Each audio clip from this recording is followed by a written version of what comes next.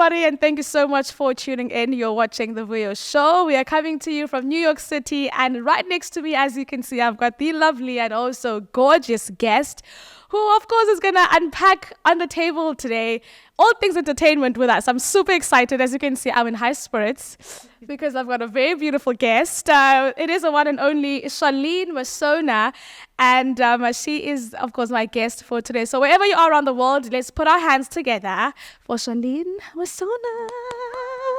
Woo, woo, woo. Let's imagine a studio audience in here, like, yay! Thank you so much for having me. Thank you for coming. I mean, we are in here, and it's just like me and you, and we're just like catching up, vibing, having a good time. And I'm hoping that you at home are also going to experience and feel this energy, because it's all good vibes in studio today. How are you doing? I'm good. I'm so happy to be here. I've seen all your interviews, and I was like, you want to talk to me? No, I was so excited. It's time. It was about time. It was about time. You've kind of done so much incredible works in the journalism, entertainment space. I mean, when I saw you at the Grammys, I was like, that's my girl. That's my girl. What led you into the journalism space? Just briefly, like, what fascinated you about journalism that you were like, I want to be in that industry? To be honest, this is actually like, I'm pretty early in my career in journalism. Like I'm Zimbabwean, and as you know, as an African woman, I was a biology major. Like my first degree is in biology. I was supposed to go to med school. And then I quit. I graduated. I took the exam to go to med school. I did all of that. And I quit. I was like, this is not for me at all. Yeah. I'm just trying to satisfy, The fact. Yeah. And then I kind of just went on this journey. I was depressed, girl. I was sad. I was like, I don't know what I'm going to do with my life. But in my whole life, I've been a storyteller. I've been creative. I've been obsessed with like pop culture, fashion, beauty, just like, and applying it to real life situations. And then I didn't know what that looked like. Like I had a podcast at the time with my best friend. And I'm like, okay, I'm always like going to tell stories. I'm always talking. I'm always, sharing my frustrations about, things that happen in society. And I was like, what does that look like as a career? And then I was just like, oh, this is like media. This is journalism. You're a storyteller. So I went back to school and I got a master's degree in journalism. And then I started over again. And then now I'm here. So it was like a 6-year journey. Like I quit 6 years ago, the med school track. And Yeah. now fast forward, I'm here. And I mean, I'd like to even talk about like the element of breaking the norm, because that's something that you did. That it's a norm to be a medicine student. It's a norm to be a doctor. Those are norms in African culture. Yeah. Do you know what I mean? So what did breaking the norm feel like to you, knowing that you're going against a status quo, which is the acceptable route, right? Yeah.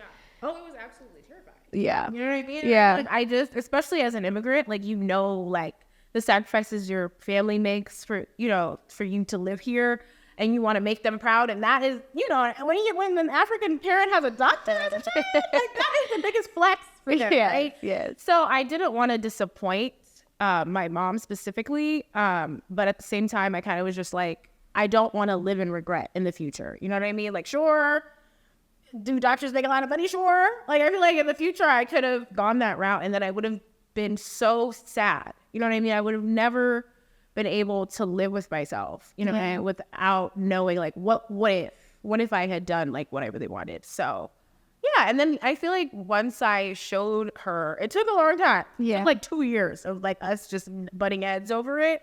And then I kind of showed her, like, hey, I got a scholarship to go to this school for journalism. Hey, these things are happening to me. And now she's kind of like, huh, okay. I get it. Her rent. She can keep her lights on without me. Yeah.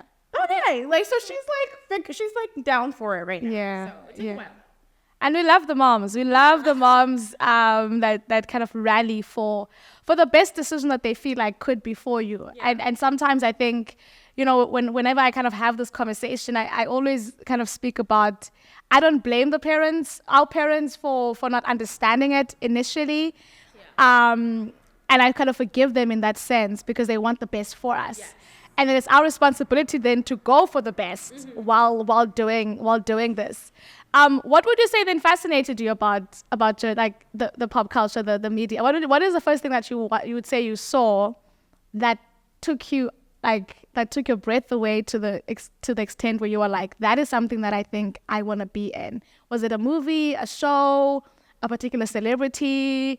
Because there are those moments where you're like, I like that. Yeah. You know? I don't know if there's a particular moment that I can point out, but I've always been obsessed with award shows. Like since I was a kid, like literally, or even in high school and college, I'm like, I can't hang out tonight. Like Sunday night. It's the Grammys. The Oscars. It's the VMAs. So I think maybe that, because I would watch like the E! News red carpet beforehand, and like the people that would be interviewing. And I also like watched Oprah growing up, you know, and I think it's really cool that she's been able to become like a brand herself. So it's always been around me a little bit. But I think I kind of fell in love with it more as I was exploring, you know, my career options after I quit the medicine route. And people like Elaine Welteroth, like Lindsay Peoples-Wagner, like these Black women who are working in media, and they have these high titles like Vogue, and then Elaine did TV, and I was like, what is that? Like, how do I get there? So I think that's when I really was like, let me do this. Yeah. And what stories resonate with you now? If you were to kind of think about, it could be in the entertainment industry in itself, the types of the palette, or what would you say your palette now is with regards to kind of the stories around entertainment and media that you like to tell? Well, right now, like I've always said, like my mission is to amplify marginalized voices. Like that's like my LinkedIn like post or whatever. But anything involving Black women, especially like across the diaspora, I love, you know, like right now where I work at Hella Beautiful, where we talk about just like Black women in Hollywood and like the issues they face. A story that I'm kind of not obsessed with, but like I've been paying attention to is her name is Francesca. She's an actress. She's playing Juliet in the UK. Have you seen that story? And like people were upset that because it'll be opposite Tom Holland. Yeah. And people were like, oh my God, Juliet can't be Black, and like all that stuff. So it's just like those types of things, like though is pop culture. I think a lot of people like pop culture is shallow. Pop culture is this. You know what I mean? Like, it's superficial, but I'm like, these are real issues. Like, this is a woman who is in entertainment, who is facing, you know, these realities that Black women face day to day, like this, you know, racism, right? So I think that's kind of what I've always wanted to do, is tie in those stories. Or like, I remember like Serena Williams, like during her pregnancy, you know, people weren't listening to her. And I'm like, this is a huge celebrity. And like, these are like day-to-day things that, you know, Black women face across the world, where we're just like not believed, you know, in hospitals. And I just like to draw those connections to real life. Yes. And would you say now the plight of Black women in the media, and you are as well being a Black woman yourself, when you look at then, you know, as you're going about to tell these stories, and is there a change happening in the entertainment industry regarding, you know, Black women? Are you seeing it a lot more easier to navigate? Is it something that you'd say there's still some barriers that we are facing as Black women to tap into certain spaces? Oh, for sure. I think the barriers still exist. And I think just like, because I work particularly in Black media, I think I see it more like when I go to like bigger events where there are like larger outlets. You kind of just see the lack of resources that we have in comparison to these bigger like news outlets and publications. And so then it just like trickles down to like, you know, the individual reporter. So of course, you know, as a Black woman, you have to, I feel like even like on the carpets, like you're literally fighting for, you know, your spot, you know, to get your question out, because most of the times you're going to be at the end of the carpet. You know what I mean? Those are the types of things that you face just based on the outlet you work for. So that's when you can kind of be like, whoa, wow. Like, you know what I mean? Even in this industry, there's kind of like a hierarchy. And something that I've been seeing. How do we set apart Black media? Would you say that there's a very vast distinguishment between Black media and mainstream media? How do those two things intertwine? Or currently right now you see Black media here and then kind of white-centric mainstream media on the other hand? Because now is there a competition between the two? Or I wouldn't think there's a competition. I just think that these Black outlets exist because we want to highlight, you know, Black talent. And sometimes it takes a while for someone who is Black to be recognized by, we wouldn't say white outlets. It's more like general market. Yeah. That's what it's called, you know? And what I've noticed and seeing with, you know, working for Black publications, like I work for Urban One, which is the largest Black media conglomerate in America, right? Yeah. And so it's a legacy publication but what I've noticed is that when you work in Black media, you see the talent before general market sees it. No, people like, you're like amplifying people where you're like, this person is going to be a star. And then people realize. Yeah. So yeah, I think that would be the distinction, is that we focus on us and the art that we make and promoting projects that we're in. Because you may not get that somewhere else. And I saw an actor who recently made a tweet about, like, as a Black creative, you have to be beyond excellent to even get recognition. Like, in other cultures could have some sort of mediocrity, but if you're Black, you need to be like... You need to be the best. Yeah. And I've noticed, like, with, you know, larger events, it's like, you know, they're only going to pan pick, like, what, you know, the outlets. I don't know what the system is like how they decide who they're going to put on the carpet or not, but, you know, it's hard out here, okay? And so you have to make sure that you are in top shape, you know? How do you prepare yourself for a red carpet? Like, what do you do in order to I know you were at the Grammys most recently. What goes into the preparation for you in order to be able to kind of step into it, and when speaking to Jonathan Major or these other big celebrities, you're ready to go? Well, yeah, I kind of think about, okay, so red carpets are very chaotic. I can imagine, right? It's something that I have noticed, right? So you're not gonna have like a sit down like you and I. Yeah, it's never that, right? And so it's just like, I need to think of two questions, 2 or 3. You know what I mean? Like, what do I want to talk about? Like, am I gonna focus on, like, if it's the Grammys or whatever, I'm gonna focus on whatever that person is in, whatever that person is nominated for, sure. And then I'm gonna ask something, because I do social too. I'm gonna ask something that could go up quickly, like on social. Because if I'm on a carpet, a lot of the times it's me by myself. I'm shooting it by myself, and you want to get that real time coverage as well. So you just have to be like, okay, let me make sure I ask something interesting. Like, I don't want to be boring, especially if you're imagining just going down the line. The same questions. Like, okay, let me try to do something unique. And the best response is like, oh my God, that's a great question. You're like, oh my God. Thank you. Thank you so much. You know, so it's like, what can I ask that's unique? Yeah. But also, I also need to talk about the actual event. Well. So I think that's like what I usually do on preparing. But sometimes you're just vibing. Yeah. Like, I'm getting what I'm getting. I'm going to post what I got. That's just how, you know, it's so fast paced. And do you get to know who the celebrities are going to walk down and their times as well? Or you just see them as they get there? Sometimes, like, the publicist will come down and be like, I have so-and-so and so-and-so. It's not somebody you've never heard of in your life. Sometimes it's somebody you've never heard of a day in your life. And in the beginning, like, when I started doing it, I was like, yes, I would love to talk to your client that I've never I'll figure it out. And I was like, yes, because I didn't want to be like, oh my God, who are they? Like, what show are they in?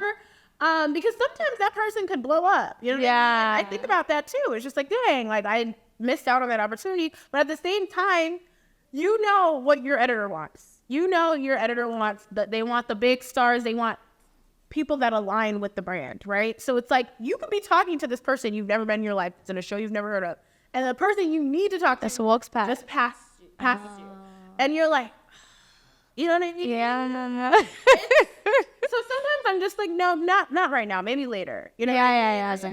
I hate not making people feel special. But at the same time, I'm like, girls, you gotta get what you gotta get. Yeah. So yeah, that's kind of my system. Yeah. And I remember I saw you were with Candy, right, from Real Housewives of Atlanta, and she the way when you asked her the question, and she just like radiated. It was so excited in the way in which she responded. Which celebrity would you say has been your favorite thus far to just like speak to on the red carpet, or have been excited about speaking to, that we've had an opportunity to do? Oh my God, this celebrity has been my favorite. Oh my gosh. Well, I really love talking to Kelly Rowland. And I think that's because that interview it was special to me because I got opportunities from someone seeing that interview. So that's the one that was very like, well, I'll never forget that. And she's so sweet. She looks sweet. She's so nice. She looks like she's just like. She's just so nice. So I think that would be my favorite. Coco Jones was really fun. She's just like a good time. But so far so good. You know what I mean? I haven't had anything terrible happen. Thank God. Yeah. I mean, the Trevante thing happened, but whatever. That was just like that. I wasn't. You've seen it, right? Where I just didn't know how to answer when I asked. So okay. So I didn't see that. Where was that? I didn't see that. We don't even have to talk about it. I just had a moment where I asked a question. Yeah. I was like, "Oh, what's your guilty pleasure?" You know what I mean? And then his response, I wasn't prepared for it. But that's what that trended though, didn't it? Yes. So what is wrong with that? No, nothing wrong with it. I'm fine with it. But like, I was just like, I brought it up because that's just some of the craziness that can happen. On the carpet. But yeah, that was the viral moment. But it was me being like absolutely stunned. Is that the one that was on the Sherri show? Yes. No, that was good content though. That was good content. So that was like, okay. And I posted it myself because I thought it was funny because I just didn't know. I literally malfunctioned. Yeah. That was a good moment. I'm sure you kind of get to as you're saying, the spontaneity. It's kind of spontaneous and everything happens fast. So you have to think quick on your feet. What would you say some of the skills that one should have in kind of being a journalist, or at least being in the entertainment industry as a journalist, that they need to make sure that they pack up or they have before stepping into the industry fully? Some of the skills they should have? Yes. So some things that you'd say, as you're mentioning how you prepare, for an example, as a skill set. So if you were to kind of speak to anyone who is considering it, what would you say you need to have A, B, C, D, E in order for you to be an effective journalism, especially within the entertainment space? Well, I truly believe in like the fundamentals of journalism and like knowing, your sources. And I think that you should just have some sort of integrity because I think we're very much in the like, I want to be first. I don't care if I'm right or if I'm accurate time of news. You know what I mean? So I think we like some of that is being lost because we are focused on clicks and, clicks equals revenue because it's a KPI. So I think just having that, I think it's important to have compassion like with your interview subjects, so I think those things are important. But as far as like the entertainment industry, I think you have to have a little bit of like thick skin and you have to be able to just like go for it. You have to be courageous because sometimes I literally am like, I'm just going to ask this. I'm going to turn my camera around. I'm going to try to capture this moment. You have to be just like unafraid of, whatever can happen. Yeah. So, and this is what I would say. Because I've had people ask me questions. They're just like, how did you get here? How do you do this? Networking is probably one of the most important things and most impactful things that I've done in my life. Like, I'm not even kidding. Like, a lot of the opportunities that I've gotten recently are because of someone that I know, like, putting me on. Like, and it's just like, sure, I did go to journalism school. Sure, I do have that. Yeah. Cool. I did apply for the job that I have. Cool. Everything else, who I know. Just someone saw me and they were like, do you want to do this? Like, I think you'd be good for this. Or I know this person you could do this for. Talk to this editor. Talk to this person. Literally, my Kelly Rowland interview, the Mia Culpa premiere with the Trevante clip, guys. That was from a friend who recommended me to their editor to do it. You know what I mean? So I'm like, talk to those people at work. I know we go to these events and you're like, this feels fake. And I'm like, I have a big personality, so talking to people isn't difficult. So I understand from someone who might be introvert, that it might be difficult for them. But you gotta fake it. To those strangers and be like, oh, really? Don't be fake. But like, yeah. I just said fake it to make it, and then I said don't be fake. But like, I mean, like, just try. Because those are the things that matter. I think meritocracy is kind of a myth. You know what I mean? I think we do work hard, but I feel like some of it is just based on circumstance. And like a lot of things are based on luck. And we can try and avoid that who do you know type of conversation, but that's what it is. Yeah. It's literally based on that. And like, you know, getting a engineering degree where you can engineer and that's it. Like no one's going to merit you according to not knowing anything or knowing anyone. If you've got the skill, you've got the skill. But in this industry, if you don't know nobody, you ain't going to be able to.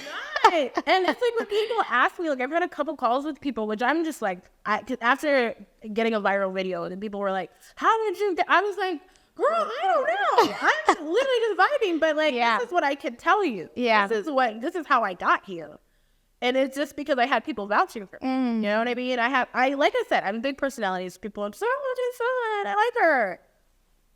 And then they open doors for you. Yeah, literally. And I'm not trying to say like I'm not, like I don't have any talent. I do work very hard. But at the same time, people like me. You know what I mean? So, I like you. You know what I'm saying? and I'm not trying to big up myself, but I think a lot of people are like, I am the most talented person in the world. I'm the best person. I don't know if I am. Yeah, yeah. And what I think is so important is speaking about networking and people not going out enough or going to events enough or just stepping out because you just never know who you might meet or you don't know who someone is.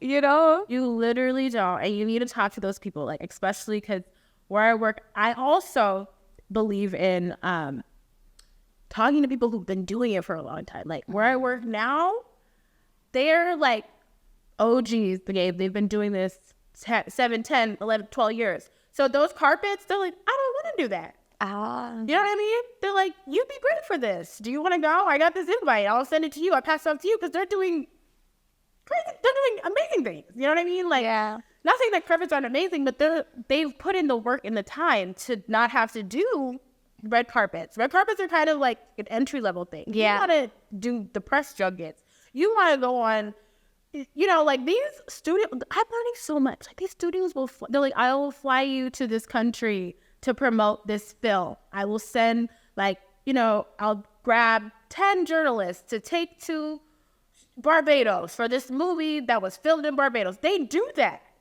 And that's what, you know, my like seniors in the industry are doing. I'm like, that is a thing. They're like, yeah, I'm going to this place.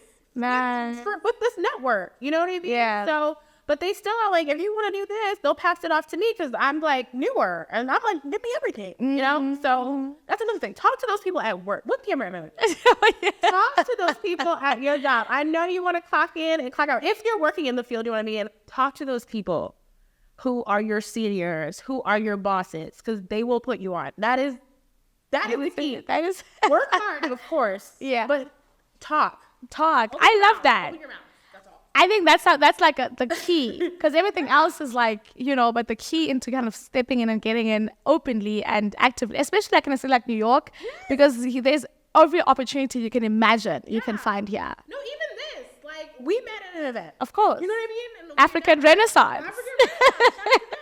You know what I mean? You don't know. And I met other people there. Even African Renaissance, I got invited by someone I had never met. But we were from the same city. Like, we were interacting on social media. We never met in person. She was like, I'd love for you to come to this. Huh? What? And she's like, it's sold out. But she was like, well, she's on the team for it. She's like, just come. Wow. I met amazing people there. Yeah. I'm telling you. That is the lesson. That is the skill you need. I love it. So that's definitely, I'm so happy you got to share on this topic because it's what people take lightly, and sometimes it is an actual thing to get you in the door. So you've mentioned your favorite celebrity that you've worked with. Who would you like to see and interview in the future or have? Okay, that was so quick. You've already got it in. You've got it in the door. I've seen to her. the desk. Oh, I've seen her in person. I'll show you the video after this. I've seen her. How close was it? How at the Mea Culpa premiere, right? Just Kelly Rowland was a star. So she came after the carpet, and I was outside waiting to get inside. Tell me what you did when you saw her. I couldn't say words. And can you imagine me? That's how I thought you had screamed or something. I was like, no, I mumbled. I was like, but she didn't hear anything. I was like, hey. Like, I literally could not. And Jay-Z was there and Miss Tina. I was like, what? Yeah. I've seen her. And she watched the movie because we watched the screening. So You are in the same room? with the children of Destiny were in the same theater as me. I made it. You're that girl. You're that girl. I made it. I don't care. I was with the children of Destiny. Nobody can tell me anything. Yeah. I mean, it was dark. It was theater. But I was like, I am watching this You are in the same vicinity. with Miss Tina is behind me. Jay-Z is behind me. Like, Girl. like a couple rows back. Like, But you could see them. because to me, I thought it was gonna be like I thought they were gonna be like in the mezzanine, like up top, Yeah. and like being rich and like being like supportive on the back, but they were down at the bottom of the theater. What? You were in. Yeah, You are so- within. You are That's within. because I've done two. I've interviewed Michelle Williams and Kelly Rowland. So Oh, you just need one more of the destiny. so come see me. It's happening. It is happening. I love it.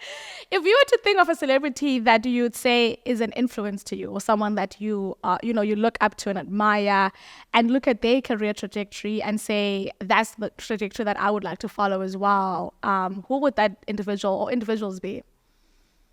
Oprah. Like, I love that. Mother O. The thing about Oprah is, and the women I said earlier, like Elaine Moulton, Yeah. Lizzie Peoples Wagner, like these are women, Black women who are just like leading publications, but also becoming brands on their own. Yeah. I think that's very cool. And I'd say Oprah because Oprah, like, yes, she had a show. She was a broadcast journalist, huge show, but now she has a network. Oprah has a magazine. Oprah also has, she herself does acting. She doesn't limit herself. And I think that's very cool. And I heard that the name O is trademarked to her Oh, is it really? in the alphabet. I heard. I don't know if that's true, but someone said that. But yeah. Yeah, the fact that she was able to take her media career and become a brand on her own is very cool. And I would love to do something like that. Yeah. But I also want to shout out, because you said, like, people I want to interview. Of course, Beyonce, like, she's never, come on, she doesn't. That's happening She already. talks to us, but, like, I don't know. We'll see.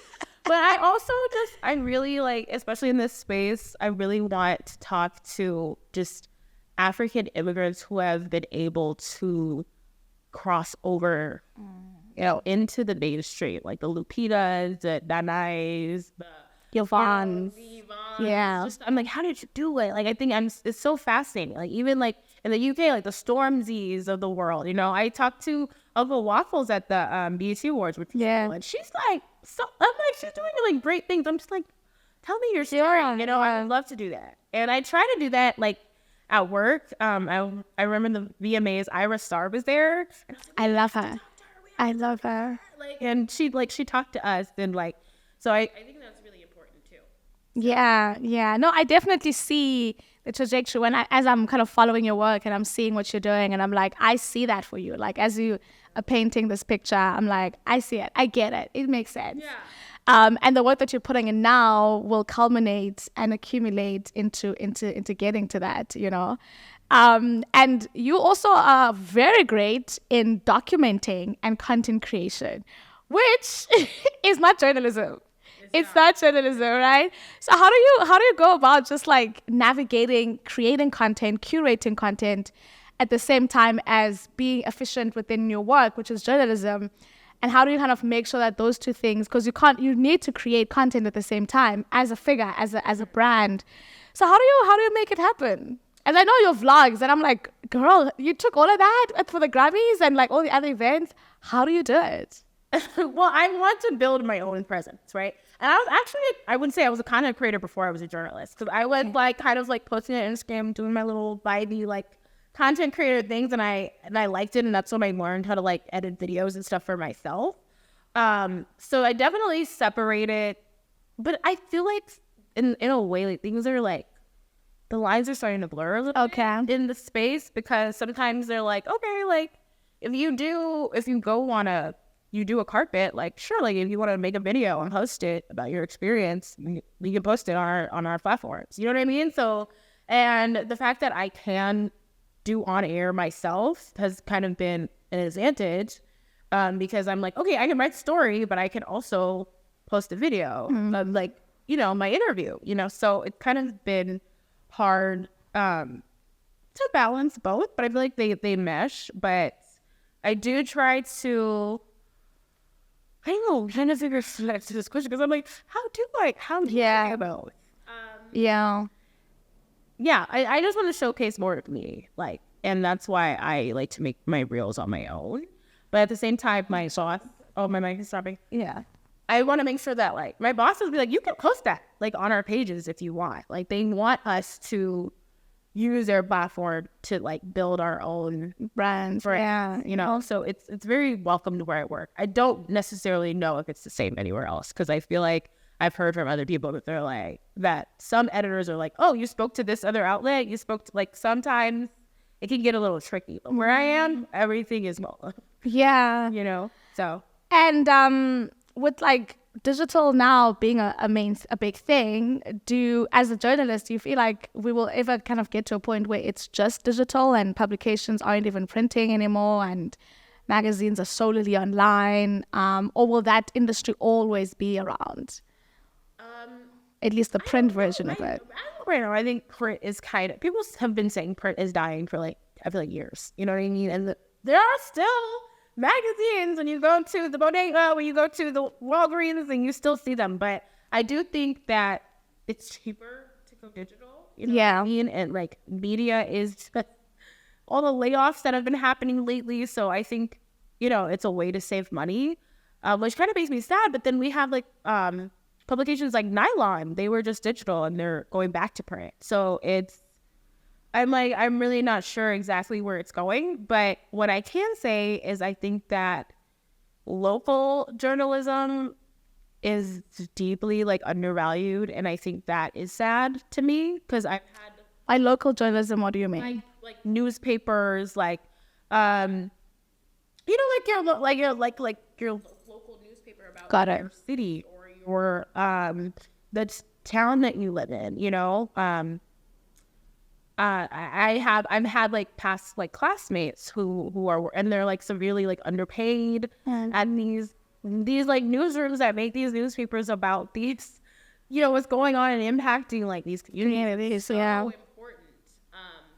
So I hope that there's a way to like fund those. There's also something about just like having a physical copy like of a magazine or just also as like decor in a home, like having news. It's just, there's something about it. So I'm just hoping that there'll be an evolution of print being kind of repurposed in a way that will still have it being printed. I don't know if, you know what I mean? Like, because people are steering away from, people are kind of utilizing the tablets or computers to even like the news, for an example. So newspapers now are.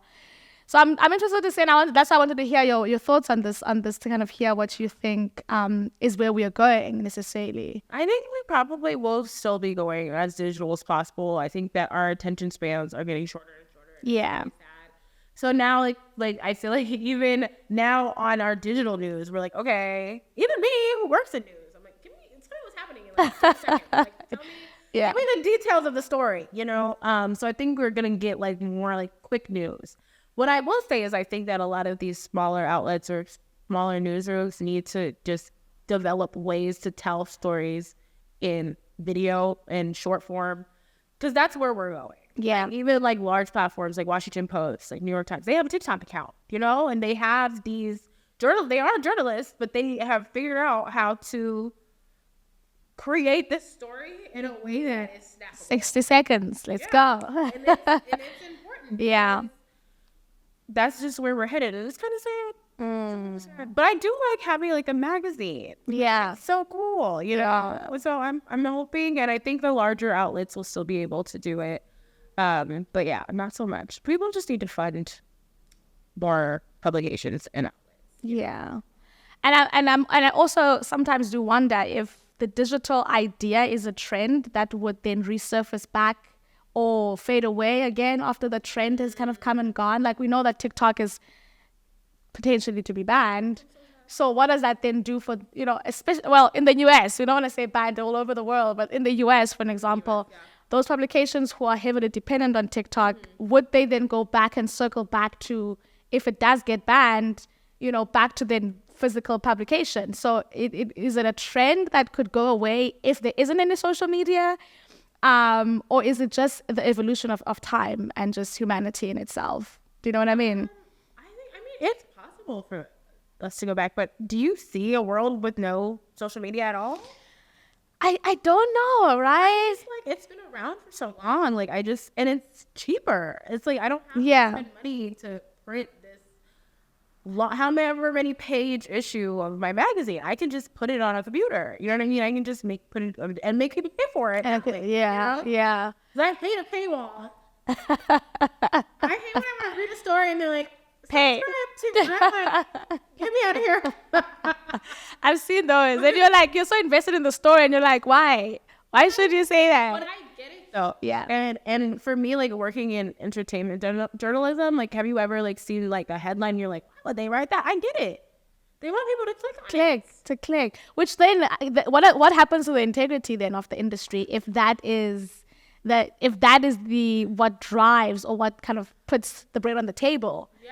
You know, how do we still get valuable, credible, sustainable news if sometimes those don't get the clicks? I literally don't know, because from one side, of course, I talked about fundamental journalism and having a passion and, you know, in your subject or whatever you're talking to, or just like, this is what happened today. That is what we're supposed to do. Yeah. But then sometimes people don't click on it. So we understand like why people make these like creative headlines and whatnot, because they want to keep the lights on, right? So I'm kind of just like, sometimes I'm like, oh, like I've seen something and I'm like, oh my gosh, I don't like that it was written in this way. But then I'm like, they just want that KPI. So I don't know how do we balance that? I don't know how what the balance is. Yeah. And I think we should figure it out. Which platform would you say is the most beneficial to the journalism or entertainment industry, and which one is most detrimental?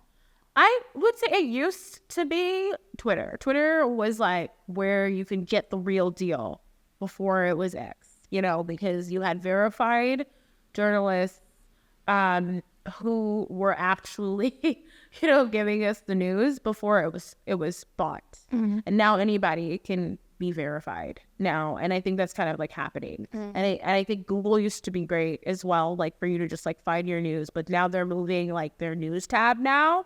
So something is going on with just like news in general, and like news within like the tech space, like with the tech space being so involved in news. I think that's probably where we're having issues. Right? Yeah. I think now you just have to go to the platform itself, like go to like find your whatever your outlet is, your MSNBC or your Times or whatever, and just go to their pages versus like a specific social platform. Yeah.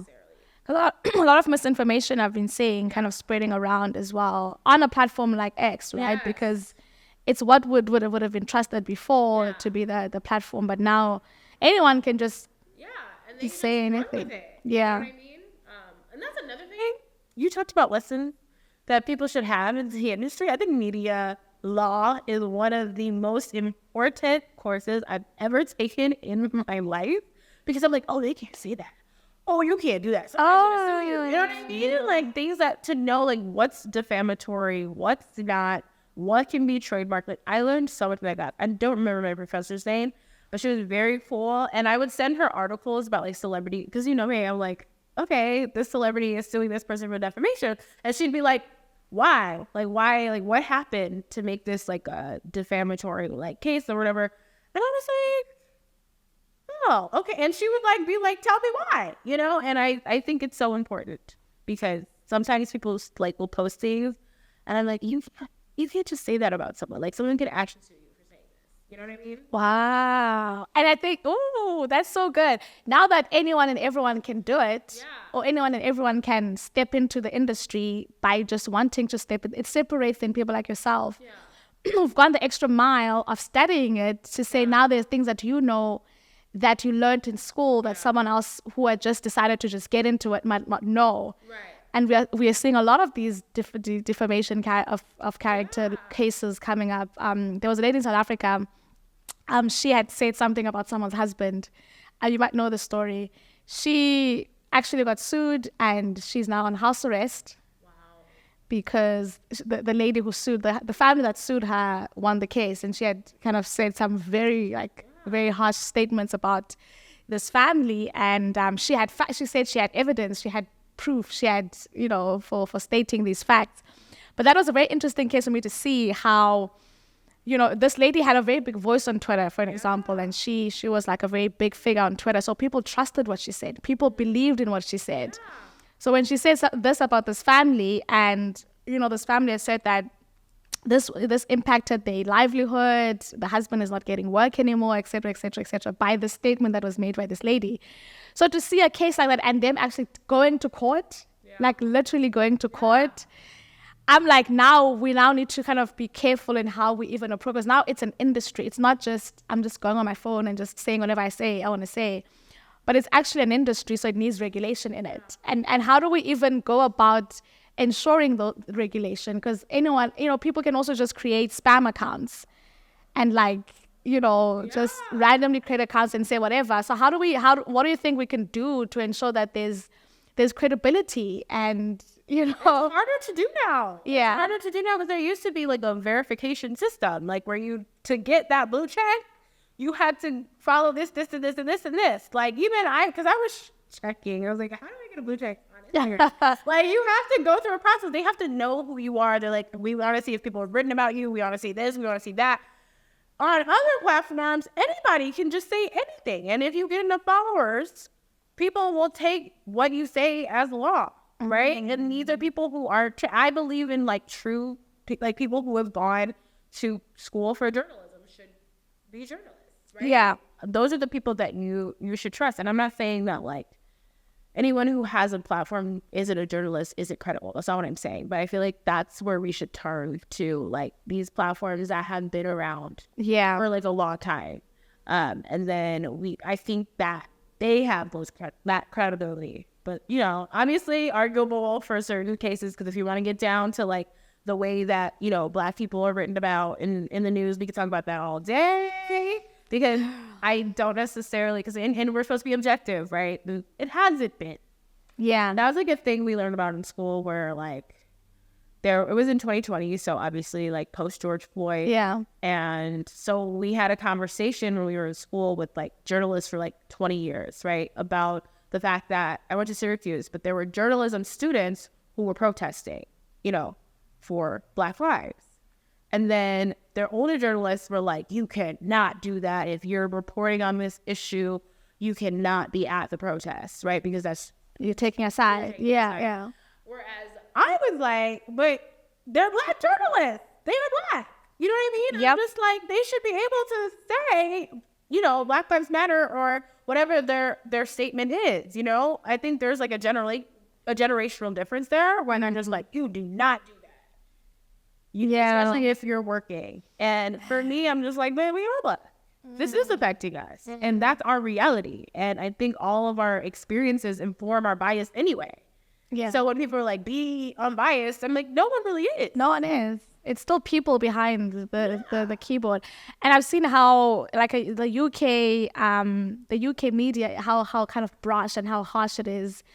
It's vicious out there. I don't know how the UK, I don't want to make it's vicious out there. Okay? I've seen it. I'm how do you say that? What? What?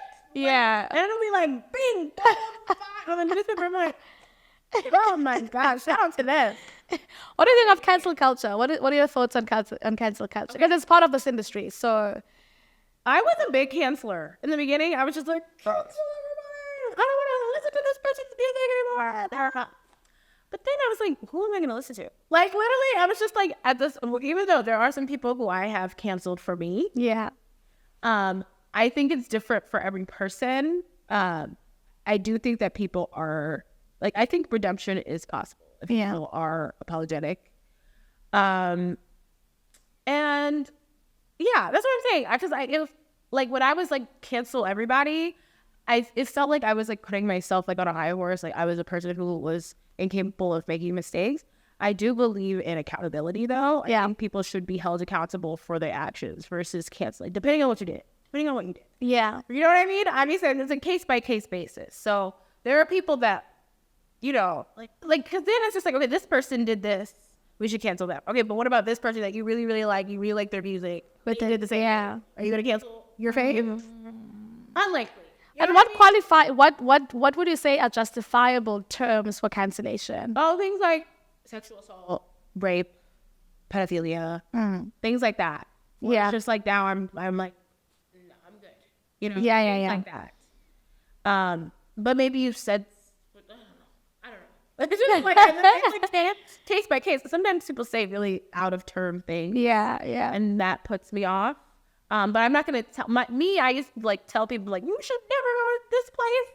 For some people, it's not that deep to me. Or especially with like music, they're like, I'm just vibing to the song. Yeah. But we're also, I guess we just have to accept that like if we are still participating in that person's Career. Yeah. or like taking in their art, we're still putting money in their pockets. And that's something that we have to live with. Yeah. So then I'm just like, so can we be outraged anymore when the person keeps doing the same thing if we're still like, that's my jam? You know what I mean? So I don't know. Yeah, it's kind of like a tricky one, and people kind of always kind of speak back again to redemption. Do people not make mistakes? Is everyone perfect? And how do we make sure that we're still kind of looking at those binaries and ensuring that there's acceptability of people for being people, because that's what people do. But at the same time, you're like, some cases, some instances. I'm okay. I will listen to somebody else. You know what I mean? I will watch another movie. Yeah. I don't know. Yeah. So currently right now, what global entertainment topic would you say is currently, that you'd like to put and pour on the table, that you can kind of wrap things up with? What's happening that in your mind or around that you say, Ria, did you hear about this? Okay, I know this thing's global, but I'm like really like, I'm so sad about the TikTok ban, and I'm gonna. The reason I'm bringing it up in a global sense is because I feel like I've learned so much. Yeah. About the world and like what's going on from people who are actually experiencing those things through TikTok. Yeah. You know what I mean? Because it's not monitored in the way that some of our other social platforms are. Like things like music. You know what I mean? Like I'm like the swallow bomb like challenge. Yeah. I'm obsessed with that. I love that. Like, and you can speak to that. Yeah. How do you feel about Amapiano when it's like, look at Tyler. You know I mean, what TikTok did for someone like Tyler, know? Yeah. And I'm just like, I love that people are like learning about other cultures. People are trying new food. Yeah. And I'm like, are we gonna lose that? Hopefully not. Hopefully not. I don't know. It makes me sad. 'Cause I love TikTok so much, and I know that sounds like dumb. Like it's just a social platform. Like, Yeah. I feel like I've learned so much, and there's so much community. Community. Like, small businesses. You can decide. You're like, okay, I want to support this, this person because I know their story from their TikTok, and it's helping people, leave their 9 to 5 and live a more free life, and it's just another option. Yeah. So the only way that we can still have TikTok is if somebody spends $100 billion and buys it. Who do you have in mind as who could be a good buyer? Like, who would you say this person would be? This person or this organization would be great to take over TikTok, or they would make something good out of it. I think we should all crowdsource and buy TikTok. I love that. 100. Wait, how many would we have to be? Like 100 of us, or a million of us would have to give what? Like I don't know. We have to figure out the math, but I think we should all. that is not mathing right now, but I get it, and all try to buy it so that it can be just like owned by people. That's like a dream. Yeah. But I'm just like, I don't know. Some billionaire, like I don't know, like we were talking about like Jeff Bezos, maybe. Yeah. I don't know, but I'm like, you have to be very, very, very, very rich. Yeah, because Elon Musk would. I feel like Elon Musk would just like cause havoc. He just likes causing. He's just that guy. He's like, I'm gonna cause drama. So I feel like he'll change the name. Like, yeah. Tesla shop, like we're gonna be able to buy Teslas on I did. like he's just I feel like he would have like completely changed. You'll be like, for you to go on TikTok, you must go to space. Yeah, you must go you must try like an astronaut outfit. Like literally, like you have to become an astronaut to get to So we are TikTok. I feel like those people who are just like so rich so they can just like do whatever they want. I know. Yeah, yeah. Like, making that ugly truck. I'm sorry, that truck is ugly. You he can do whatever he wants, so I feel like he would completely change it. He would change it. I feel like Mark Zuckerberg is the most, Yeah. you know, in just in terms of personality, because he's the kind of, I think, you know, he's the kind of person who, even though it would kind of make TikTok boring to some degree, because if you think about all the Meta brands, you know, you can't really necessarily place TikTok there, because TikTok has its own personality. Yeah.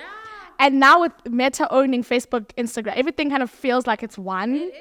And WhatsApp. And WhatsApp. So TikTok just requires a completely different kind of landscape than Meta. So that's why I would write it for Jeff Bezos. Because I think like anything with Amazon, and like you can actually buy stuff from TikTok from an Amazon store. You know, like that kind of. That would open a lot of opportunities for people to be able to, like, their businesses on Amazon. If you have an Amazon account, then you can, if you do a TikTok video on it, and then it can try. I'm already like, I haven't bought anything on TikTok Shop yet, but I'm very close. Yeah. Okay, but if Amazon was attached to my TikTok, Yes. it would be over for me. All right. I'm obsessed with Amazon already. Well, Jeff Bezos here are two girls who are ready to come to your team and just shake and spice things up if you go ahead and buy TikTok. But it would really be interesting to see how that story pans out. I did a report on it yesterday on the show, just to kind of, you know, share more about what this potential ban could be.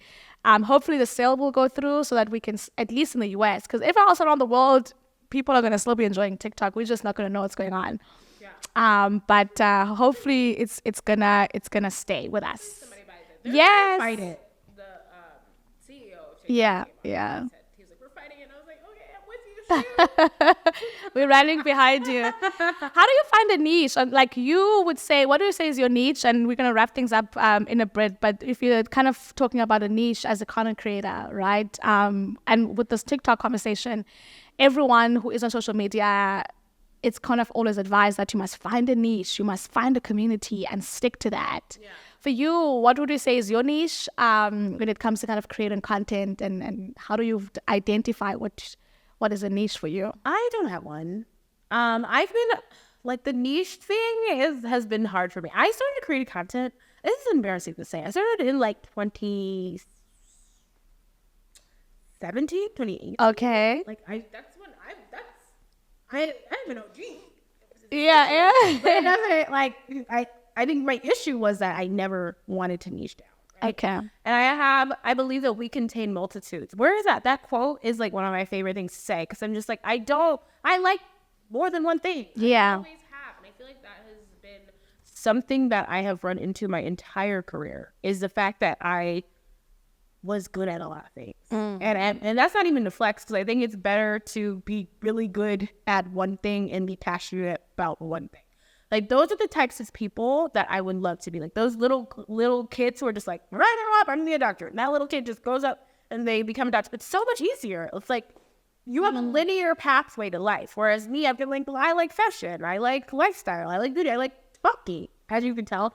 So, like, that's been really hard for me. So I think it's all of those things. Yeah. Like, I am a journalist. Yes, I do work in entertainment, but I do like to talk about random things in my bonnet. And I want to do that. And I'm going to put that on the same platform. Yeah. You know, I'm going to showcase all of my journey. I'm going to show you my new couch. I moved. Like, I'm going to share that with my audience. You know what I mean? So I'm the boss of me. I say that a lot.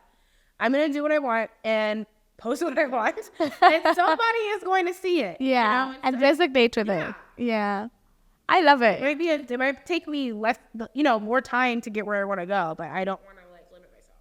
And I think we need more people like yourself on social media, because, not expressing fully of yourself can hinder you as a person just in general, where there are things about you that you're not putting out because of the whole idea of a niche and the limitations within that.